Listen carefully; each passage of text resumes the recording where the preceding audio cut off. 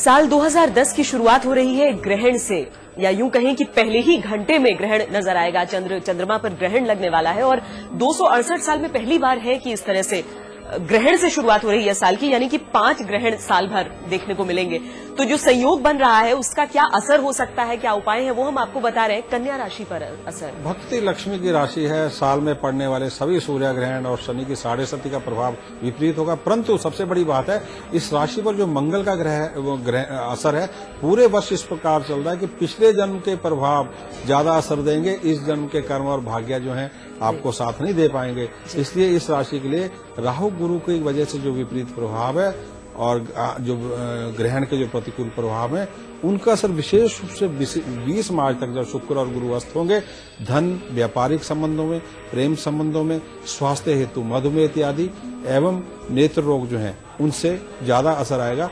वित्त और व्यापार, इसमें कानून, कागज, कपड़ा, कंप्यूटर इत्यादि होते हैं। दाम्पत्य पड़ने संबंधों में तनाव जो होगा मई से लेके और पूरे वर्ष के अंत तक लगातार चलता रहेगा।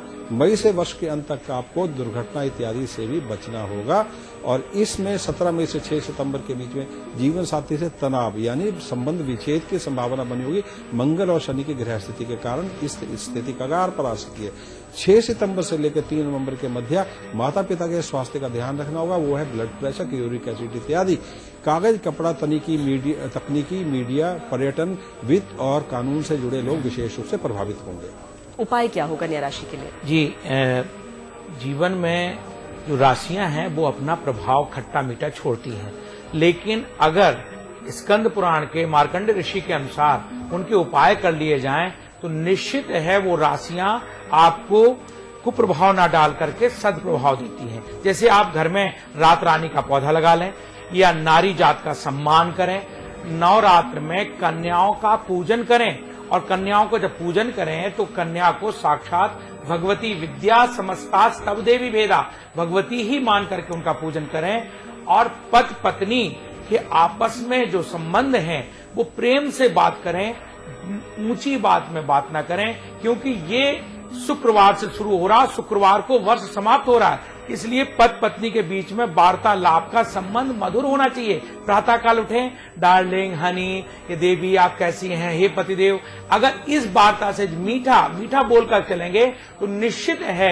और 11 कन्याओं का अगर विवाह आप करा सकते हैं, गरीब कन्याओं का, तो निश्चित है अपनी सामर्थ्य के अनुसार नहीं विवाह करा सकते हैं तो उनके विवाह में कुछ ना कुछ चाहे दान दे दें उनको, और काली, भूरी, सफेद गाय को गुड़ जरूर खिलाएं, निश्चित है। और बुधवार का व्रत करें। इस व्रत में नीला वस्त्र दान करें और मंत्र का जाप करें। ओम श्रीं बम पम भैरवाय नमः, ओम श्रीं बम पम भैरवाय नमः। ये मंत्र है, लेकिन भैरव के साथ शराब और नशे का कोई संबंध नहीं है। यहाँ गेने के मंत्र ये बोला है तो 1 बोतल शराब भी आप चढ़ाया है, न सिगरेट चढ़ाया है। तो ये अगर इस दिन बुधवार को कोई व्रत कर रहा है तो शराब और सिगरेट से भी उसे बचना होगा। जी, तुला राशि पर असर क्वेश्चन। भगवान कृष्ण की राशि है, 6.5 चल रही है। राशि का स्वामी वर्ष के शुरू से ही अस्त चल रहा है और बीच में मध्य में सितंबर अक्टूबर माह में भी अस्त चल रहा है। इसलिए जो है इस राशि के ऊपर जो है विपरीत प्रभाव जो है विशेष रूप से 20 मार्च तक चलता रहेगा। उसमें आपका अपना स्वास्थ्य और आपका जो भाग्य है, चंद्र ग्रहण राशि को पूरे वर्ष में तनाव देते रहेंगे। भाग्य स्थान में जो ग्रहण का असर लगेगा उससे आपका अपमान होना, संतान और संपत्ति और माता की वजह से 60 की में यही चीजें प्रभाव में आ रही हैं, उनकी वजह से आपको तनाव होना, माता से आपको अपमान मिलना, संतान से आपको विरक्ति मिलना। शिक्षा और धर्म और यात्रा के लिए शुभ समय रहेगा। बाकी चीजें नेगेटिव हैं। 20 मार्च तक जो है आपको कानून और सरकार से हानि संभव होगी, झगड़े से बचें। ये सारे वित्तीय और इंपोर्ट एक्सपोर्ट से जुड़े कानून हैं, अंतर्राष्ट्रीय कानून हैं, उनमें सावधानी रखें, हानि संभव हो सकती है। मधुमेह, पीठ के रोगों की समस्या में बचना होगा। इसी समय तक 20 मार्च तक उत्तराधिकार की यानी इनहेरिटेंस की समस्याएं बुजुर्ग जनों के लिए आ सकती हैं, सावधानी रखें। क्रोध पर नियंत्रण रखना होगा। 26 जून के चंद्र ग्रहण के कारण कार्य क्षेत्र में अचानक तनाव, सेहत और दुर्घटना की संभावना हो सकती है। इस समय शनि मंगल की स्थिति भी खराब है। धन के लिए 20 जुलाई तक का समय अनुकूल रहेगा। उसके उपरांत 6 सितंबर से लेकर साल के अंत तक जो है धन की प्राप्ति के लिए थोड़ा सा तनाव होगा, आपको मेहनत करनी होगी।